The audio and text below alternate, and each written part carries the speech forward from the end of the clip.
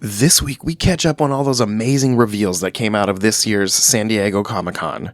We talk about all kinds of cool new trailers that were released, and we bring you the latest and greatest rumors and news happening all over the pop culture universe. Welcome to the Infinite Taylorverse.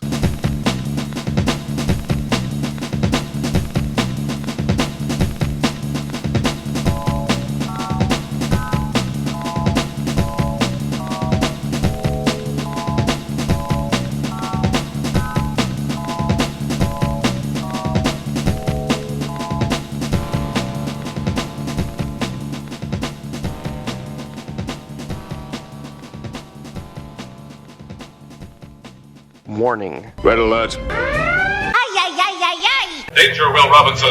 Danger! That's the emergency alert. This episode is full of spoilers for some of the latest and greatest nerdy movies and shows. Spoilers. Listener discretion is advised. What's up, everybody? Welcome to the Infinite Taylorverse podcast. I'm Billy Taylor. And I'm Taylor Oxner. And this week, after last week's really fun Deadpool and Wolverine episode, we're back to bring you guys some of the latest news happening out there in the pop culture universe. But before we jump into that, Taylor, what are you nerding out about this week, man? This week I am nerding out about the remake of the Tony Hawk games, 1 and 2. Yeah. Been playing those. It's been a lot of fun. That's awesome. This week I'm kind of nerding out about two things. One, a few days back, we went to another one of those Union Station Disney events, and we got to sit and listen to the guy who has been the voice of Mickey Mouse since 2009. He did a really cool presentation and talked about that whole thing, how he was such an unlikely candidate and he wound up being the one to get the job. And it was really cool hearing his story. But while we were there, they did a Q&A thing, kind of like the Goofy one. I got to ask him a question, and this time it was a silly question. And what happened was, during his presentation, the question that I had in my mind that I would ask him was answered. So I was like, oh no, I got to think of something else to ask him. And when it came time for people to ask questions, I raised my hand and I got to ask a question, and I told him, hey, I got a silly one. I got a video of it, so I'll throw that audio in right here. Well, first I got to say, that was super inspirational, so thanks for sharing your story with us, and for what it's worth, from one stranger from Kansas City, I'm proud of you, man. That was awesome. But your presentation actually answered the question that I came in my mind that I was going to ask, so how about a silly one? Okay. If you could have any, real-life mouse tool that would fly out and help you with your day-to-day, what would that be? On my day-to-day? Well, I'll tell you, before this presentation, I made the mistake of taking a power nap. Believe it or not, the 2-hour time difference did get to me, and so waking up, I wish I could like, oh, toodles! And had a latte land right in my lap. That would have been amazing. But there's so many tools I could do. Time travel, teleportation back home would be amazing. Nice. Thanks. I like your haircut, by the way. Oh, thank you. But yeah, that was a lot of fun. And the other thing that I'm kind of nerding out about is, we all know that a couple weeks ago was San Diego Comicon, and I've been collecting those McFarlane Superpowers figures that are like the old Kenner Superpowers figures. And on the McFarlane website, they had a drawing because there was only a limited number of these San Diego Comicon exclusive figures. So they did a drawing to give you the eligibility to buy the figures instead of, first come, first serve, and they sell out in 2 minutes from all the scalpers and everything. They only made 5,100 sets, and anyway, long story short, I put my name in the ring, and the day after San Diego Comicon was done, I got an email saying, hey, congrats, you've been selected as one of our drawing winners. So I got to... Oh, wow. Yeah, I know. I got to purchase them, and I only paid, these are $10 figures. They're not crazy expensive figures, and I was able to buy a set of them, and they arrived yesterday, so I'm pretty excited about it. They're awesome. Oh, that's cool. How many are total? It's a 3-pack, and it's called the Trinity 3-pack, but it's Batman, Superman, Wonder Woman, but they're all black and white figures, and then their chest emblems are colored. Batman's and Wonder Woman's are yellow, and Superman's red. Yeah, that's cool. I know, I was so excited, like, sweet, I got to get one. But yeah, that's been my nerding out about this week. But, as I said earlier, last week everything was all about Deadpool and Wolverine, so we kind of had some news here on the back burner for you guys, plus some new stuff that's been happening. And let's jump right in with Marvel as usual, but the first thing on the list, everyone at this point who pays any attention to anything nerdy in social media and the news knows that last week it was announced that Robert Downey Jr. is coming back to the MCU, but this time he's going to be playing Doctor Doom. That's kind of crazy. There's precedence for it. Oh, absolutely. Especially with all this And- multiverse stuff going on. Yeah, and just think if, they're like, oh, Tony Stark's back, but then he does a heel turn on him, like he pretends to be our dimension's Tony Stark, wound up not dying or whatever, Yeah. and then betrays, you see Spider-Man's reaction, people like that. I think that'll be really an emotional scene. Yeah. I think that would make that really cool, actually. I do too. I also was thinking about how this Deadpool and Wolverine movie introduced the concept of anchor beings. And what if the MCU finds out Tony was their anchor being, and it's kind of unraveling their universe eventually, kind of like the Deadpool one would have eventually thousands of years later been unraveled. So someone tries to, find a Tony, and this is the one they bring, but he winds up not being good at all. Yeah. There's so many crazy concepts that could happen. Yeah. I think it'll wind up being really cool. Yeah. And also this concept of anchor beings. What if when we eventually get to the Secret Wars stuff and they're trying to create Battle World, what if he's pulling anchor beings from all these different universes to create the Battle World? I wonder if that'll have any relevance at all. I think that's what they're going to try to do. Yeah. I'm just still floating off of a high of how good Deadpool and Wolverine was, and it's making me want more now. Yeah, exactly. I'm excited to see, what else is going on. Because they said this is the first movie, not the first movie with mutants, but, the first one to bring in the mutant age. Yeah. So it makes me wonder how many more mutants are we going to see? And then is the anchor being completely different person on each reality? Or is it, you know what I'm saying? Yeah. Or is it the same person in each reality? Yeah, how many anchor beings are Tony Stark, or how many anchor beings are Logan? Things like that. Yeah. Speaking of, Doctor Doom and everything, one thing that happened at San Diego Comicon was people got to see a trailer for the new Fantastic Four movie. And anyone who's interested, there's been leaks all over the internet.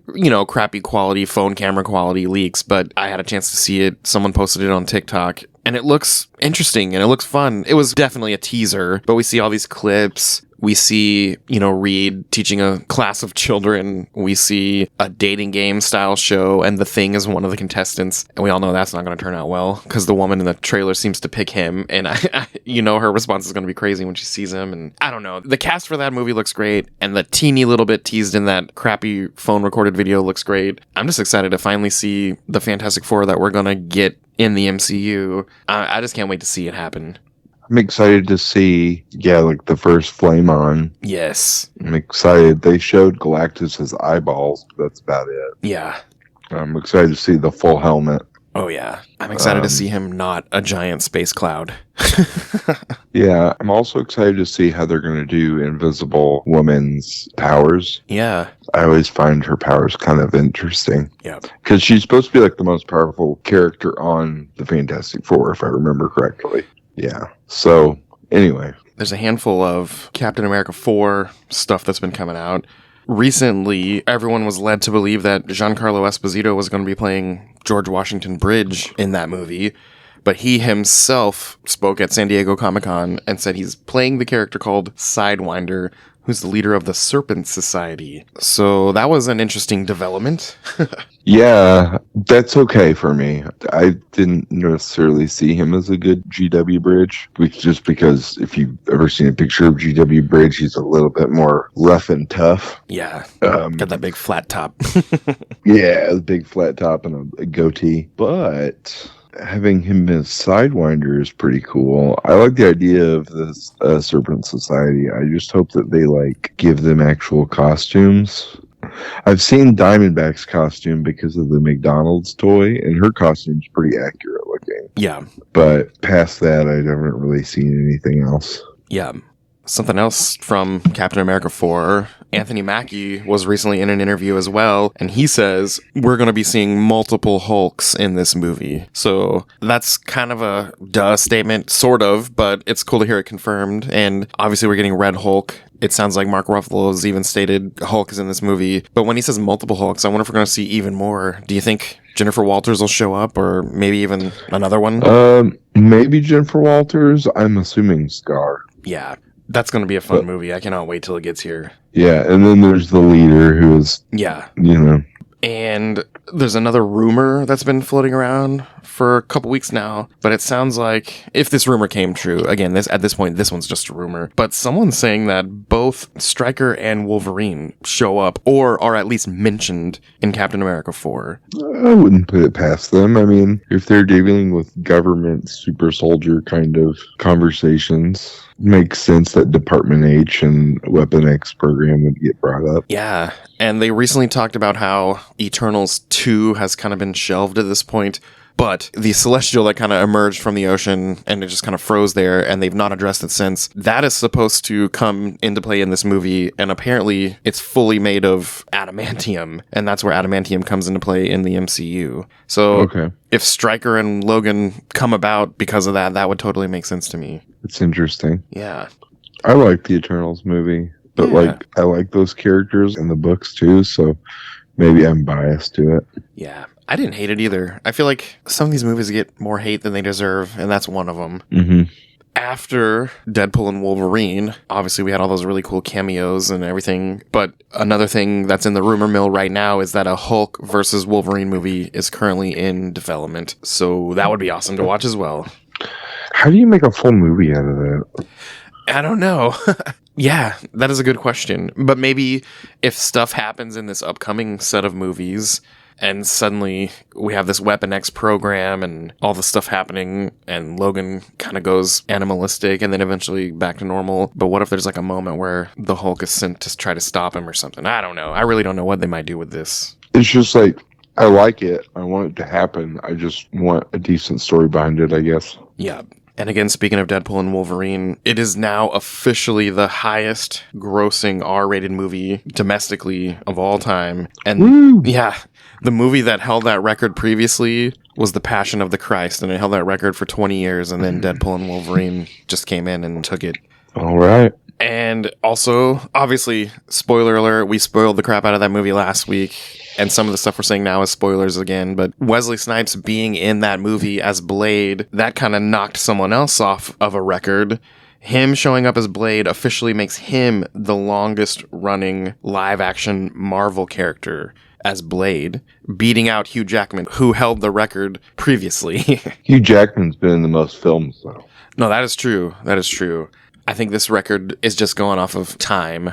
It's impressive. Yeah, I know. It's very impressive. Also, speaking of Deadpool and Wolverine, we know that their Earth is Earth 10005, but it just came out that the post-credit scene of the movie The Marvels, where Monica Rambeau winds up in that other world with the Beast and everything at the end of it, they're reporting that that Earth is also Earth 10005. So I wonder if the whole point of them pointing that out is that going to come back into play at some point? All those characters meeting up, maybe?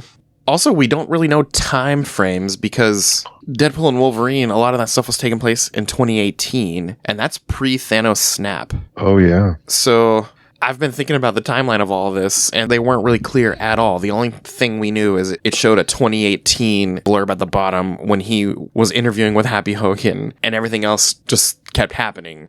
So none of that movie was post-blip. So all kinds of junk could have gone down by the time they fast forward to where we are in the greater MCU. That's true. And yeah, that's really about it with Marvel. Over with DC, the big highlight for me with DC this past week was Batman the Caped Crusader debuted on Prime. I haven't gotten a chance to watch it. I just saw that it came out. Oh, man. I didn't even know it was coming out, but I'm excited to watch it. I am not going to lie. In 2 days' time, I watched the whole season. It was so good.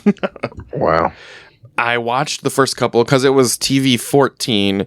I watched the first couple to see if I thought, could I watch this with my kids? It was totally fine to watch with kids. It has, violence, just like watching any Marvel or superhero or DC or movie. Action thing. Yep. And, there was nothing inappropriate, not even language or any of that. It just was action-y and violent. Yeah. So after the first one, Oliver watched it with me, and we just could not stop watching it. We watched 5 episodes one day, 5 episodes the next day. But, man, since you haven't watched it... Oh, go ahead. Go ahead. A lot of different villains.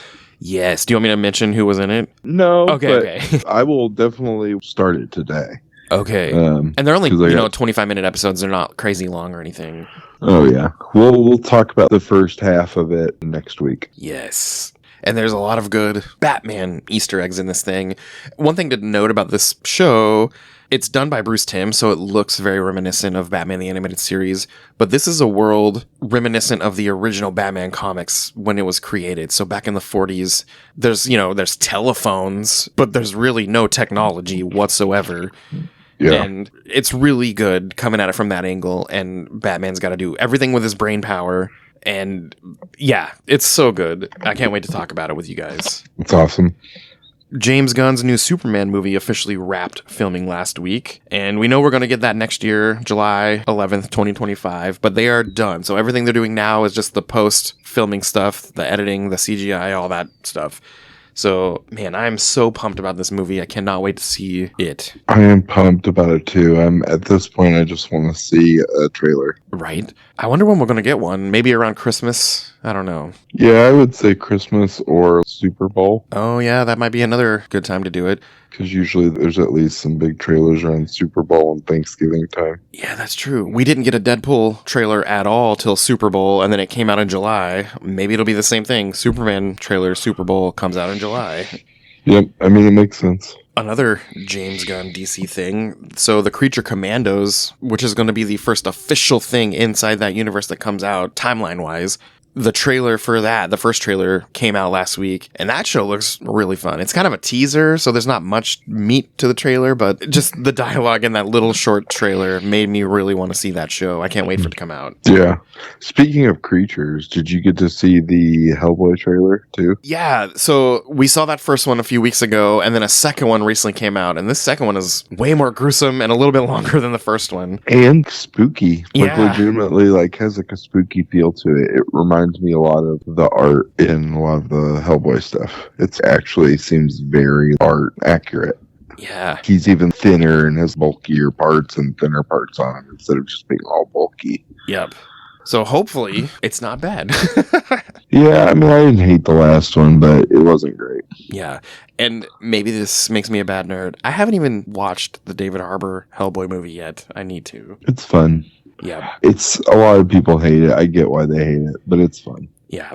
Superman and Lois, the fourth and final season, is about to come out in the next couple months. And at San Diego Comicon, they released an extended sneak peek, a few minutes of the first episode of season 4. And then it officially came out online a little bit later. And I watched it and oh my gosh, it looks so good. It's their version of Doomsday, which if you watched season 3, you saw that begin, that whole thing come to fruition. But it looks brutal. And it looks like they might be going with the whole Death of Superman storyline for season 4. And I'm here for it. I cannot wait. That show is so good. I'm so sad it's ending. It makes sense why it's ending, but I'm sad that it's ending. And I cannot wait for it to come. We also know that Tom Cavanaugh, who played Harrison Wells and often Eobard Thawne on The Flash, he is showing up in season 4 of Superman and Lois. We knew that was happening a long time ago. We knew that. But he just said he's actually playing someone we've never met before. So I wonder what on earth that means. Who is he? Is he original to their universe? Is he lying? Who knows what that means? But I'm so excited to see what that means when it comes out. We also know that The Penguin premieres next month on September 19th, and they just announced recently, that a couple other spin-off shows like the Arkham Asylum show and all that has been canceled and everything, but they just announced again that after The Penguin, there is another spin-off show happening, but it's with an unnamed character. They have not said who it's going to revolve around yet. And then The Batman 2 comes out October 2026, so we're still a little ways off before that gets here. Yeah. I'm excited to see that second one. Yeah, I really liked the first one a lot. And I think I mentioned before, there's a book out there. It's a prequel book. You learn all kinds of stuff about how he gets his suit made, how he makes his car, all kinds of stuff. And it's a good book. The final thing with DC, Keanu Reeves just recently said that there is a Constantine 2 with his Constantine that is actively in development right now. And I think that's cool too. It is awesome. Over with Star Wars, there's not a lot of news. Except it just came out that the Lando Calrissian series that was in the works has officially been shelved. And I think that's a big bummer. That's a huge bummer. Man, I've said it so many times that I feel like the way they did young Indiana Jones, if they did something like that with these guys, Billy D. Williams sitting on a chair talking about, remember the time that blah, blah, blah. Yeah. And then he starts to tell the story, but then we see it acted out by Donald Glover. That could have been so cool. Yeah, it would have been fun. Maybe we'll see that character again played by Donald Glover. Maybe not, but I'm a little bummed out that we've got this news. Yep, for sure. Bummed out. Let's see, elsewhere out there in the pop culture universe, we know that The Boys season 4 recently wrapped up and everything, but at San Diego Comicon, we learned that there is a prequel spin-off series coming called Vought Rising, and it's going to star Jensen Ackles as Soldier Boy alongside the character Stormfront, and who knows what kind of shenanigans they're going to be getting into. Earlier this week, we also got a teaser trailer for The Last of Us Season 2. Man, that first season was so good of that show. It's going to get sadder. Oh, I know. We also got a teaser trailer for the new prequel series for the It movies called Welcome to Derry. And again, it was just a teaser, but man, that thing looked creepy. I am so excited for that. Yes. And you kind of already mentioned we got that second full trailer for Hellboy the Crooked Man. Make sure you guys go watch that one. Oh, as of us recording, by the time this episode is out, this series is already out there. But this weekend, coming to Paramount Plus, is the Tales of the Teenage Mutant Ninja Turtles series. It's the sequel series to that Teenage Mutant Ninja Turtles Mutant Mayhem movie we just got. And it looks super fun. Yeah, I'm excited for it. Yeah, that one's this weekend. I can't wait to see it. The most recent trailer had Metalhead in it, and I just love Metalhead. Awesome. That was one of my favorite toys as a kid. Yeah, Metalhead's an awesome toy. Let's see, at San Diego Comicon, we also learned that there's a new Doctor Who spin-off series coming. It's called The War Between the Land and the Sea. That's a long name. I wonder if it's taking place during the wartime Doctors. I'm not really sure. From what I read, it sounds like it's going to be kind of like that Sarah Jane Adventures series that came out several years back, where it's in the world of Doctor Who. He only showed up one time in that series at all, and he was not a major character even. But it sounds like there are these creatures that have been living under Earth's ocean for millennia, and they finally come out. And I think the Unit characters, if you watch Doctor Who, there's this group called Unit. I think they're kind of the protagonists of this series. So I'm sure he'll show up at some point, that's my guess. But I don't think he's a central focus of it. It just happens to be in his universe. Oh, okay. This past weekend, House of the Dragon had its season 2 finale, and I hate to say it, but man, it was anticlimactic. A lot of drama, not a lot of fights, not a lot of dragons, not a lot of things. But what I read was this was a big build-up to the major war that we're going to be getting at the climax of the series. So this was more of a setup for the next season than it was some big final feeling thing, I guess. Hey, if it pays off, then it's worth it. That's what I'm saying. If it pays off, that'll be great. The biggest bummer is we don't get season 3 till 2026, and it's not even 2025 yet, so that is a bummer. I'm a little bummed out about that, but eventually we're going to get to see what they call the Dance of the Dragons, and yeah, we know it's going to end very, very horribly and sad, but we won't know that until 2026. And that's going to be the second to last season, so we don't even get to see this stuff wrap up till potentially 2027 or 2028. Maybe the last book will come out by then. Yeah, probably not, but we'll see. Let's see, the final thing I got on the list here, we know that a new Dexter prequel series is coming out called Dexter Original Sin, but something they kind of revealed at San Diego Comicon is Michael C. Hall, who plays, original Dexter. Well, this new show is a prequel when he's way younger, but Michael C. Hall is going to be narrating it, kind of like Jim Parsons narrates Young Sheldon, and so I thought that was kind of an interesting thing. So when we hear his inner thoughts, it's going to be old Dexter being his thoughts and stuff, so that's kind of cool. Yeah, that is cool.